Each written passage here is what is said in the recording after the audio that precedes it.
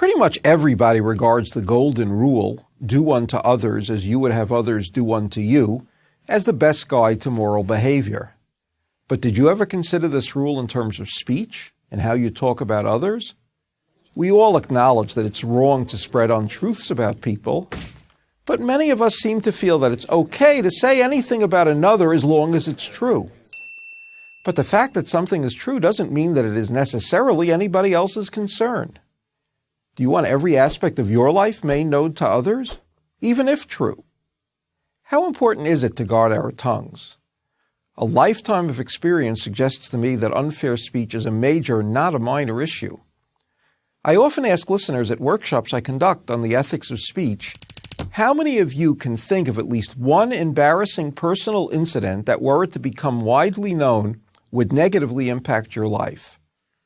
Almost all the hands go up, except for those who have led very boring lives, have poor memories, or are lying. What is perverse about human nature is that while we don't want others to know about such events in our lives, almost all of us are just aching to learn and speak about such events in the lives of others. Let's analyze this further.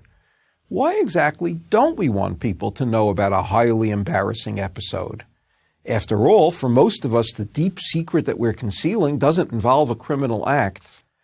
But we all know that if people learn about this one thing, it can easily become their primary association with us and with our name.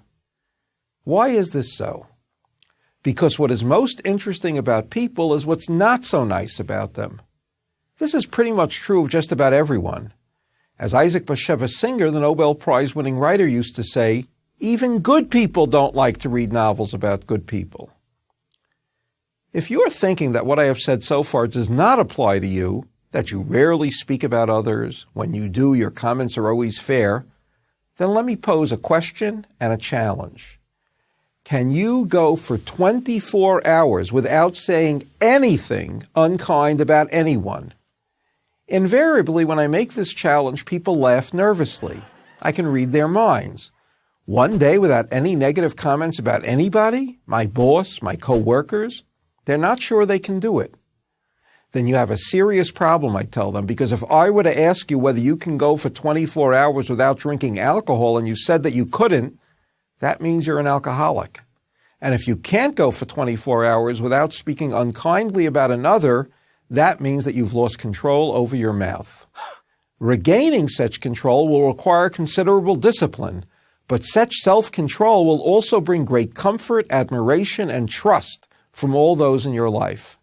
Anyway, every perceptive person knows that if you badmouth others to them, you will surely badmouth them to others. One final thought.